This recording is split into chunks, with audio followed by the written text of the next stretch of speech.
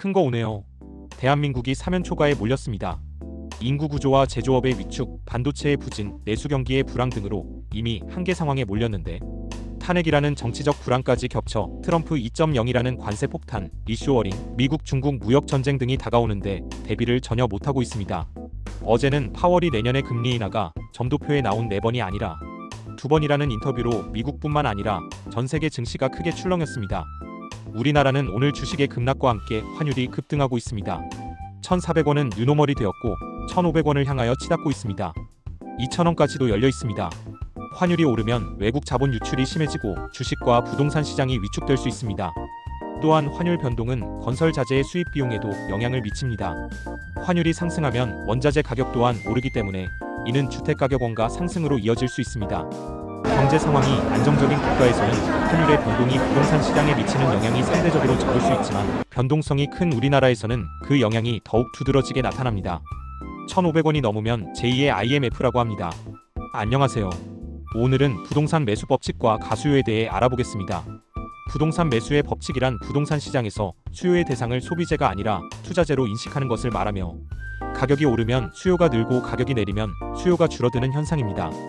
그래서 수요와 공급의 법칙과 다르게 소비자의 구매 현상이 일어납니다. 이미 한국의 부동산은 투자재로 인식되어 있습니다.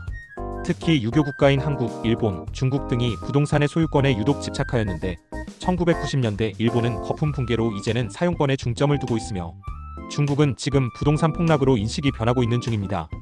2019년, 2020년 가격이 오르는데도 불구하고 조급하게 고평가된 서울과 지방의 아파트를 구매했던 영끌족의 행태를 말합니다. 그 대신 가격이 낮았던 2013년부터 2017년까지는 수요가 거의 없었던 소비자의 행태도 이에 해당합니다. 표적이 되는 물건을 눈여겨보다가 목표가 아래로 내려가면 구매하면 됩니다. 투자는 파는 가격에 결정되는 것이 아니라 사는 가격에 의해 이미 결정됩니다. 지금은 부동산에 투자할 때가 아니라 기다리다 저점이 나오면 구매하여야 합니다. 싸게 사야 성공합니다. 부동산 가수요란 실제 거주 목적이 아닌 투자와 투기의 목적으로 부동산이 거래되는 상황을 의미합니다. 이런 수요는 부동산 가격 상승의 주요 원인 중 하나로 수요가 실제 생활 필요에 비해 과도하게 증가하게 됩니다. 이로 인해 실거주 목적의 구매자들은 어려움을 겪고 주택 가격은 급등하게 됩니다. 특히 저금리 기조와 유동성 증가, 시장의 불안정한 미래 전망 등이 부동산 가수요를 부추기는 요인으로 작용하고 있습니다. 국민들이 서로 협력하여 부동산 시장을 보다 투명하고 공정하게 만들어 나가는 것이 중요합니다. 지속 가능한 부동산 시장을 위해서는 사회 전반의 가치관 변화가 필요하여 부동산이 단기적인 이익을 추구하는 수단에서 벗어나야 합니다. 장기적인 투자 문화로 바뀌어야 합니다. 위의 매수 법칙과 가수요 현상의 예로는 17세기 네덜란드에서 발생한 튤립 버블이며 역대 가장 유명한 경제 거품 사건 중 하나로 꼽힙니다. 당시 튤립은 부와 명예를 상징하는 꽃으로 여겨지며 많은 사람들의 관심을 받았습니다. 이로 인해 튤립 가격이 급격히 치솟았고 사람들은 튤립 구입을 위한 투기에 열을 올렸습니다. 그러나 1637년 갑작스러운 튤립 가격 폭락이 발생하면서 시장이 붕괴되고 투자자들은 큰 손실을 입었습니다.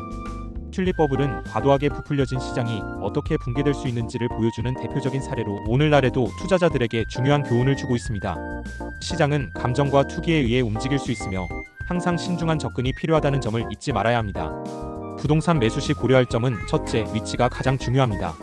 좋은 입지란 교통이 편리하고 주변에 생활 편의시설이 잘 갖춰져 있는 곳입니다. 둘째, 자금 계획입니다. 자신의 예산에 맞는 부동산을 찾아야 하므로 대출 가능 한도와 이자를 미리 계산해 보아야 합니다. 영끌은 불행의 시작입니다. 셋째, 철저한 시장 조사입니다. 비슷한 물건의 가격대, 거래량, 미래 발전 가능성을 따져봐야 합니다. 지금보다는 적어도 30%에서 40% 내려야 정상 가격입니다. 넷째, 매매 계약 시에는 꼼꼼한 서류 검토가 필수입니다. 계약서상의 모든 조건을 명확히 이해하고 필요하면 전문가의 자문을 받아야 합니다. 다섯째, 감정에 휘둘리지 않는 것이 중요합니다. 조급하고 충동적인 결정은 후회로 이어질 수 있습니다. 잠자면서 듣는 쉬운 부동산 투자 공부는 매주 수요일과 토요일에 업로드되며 부동산의 기본적인 이론과 개념을 현실과의 접목을 통해 투자 방법과 시기 등을 함께 공부하고 있습니다. 여러분 모두 적절한 시기에 무릎 아래의 가격으로 알맞은 부동산을 장기 투자하여 부자 되기를 바랍니다. 감사합니다. 구독과 좋아요는 사랑입니다.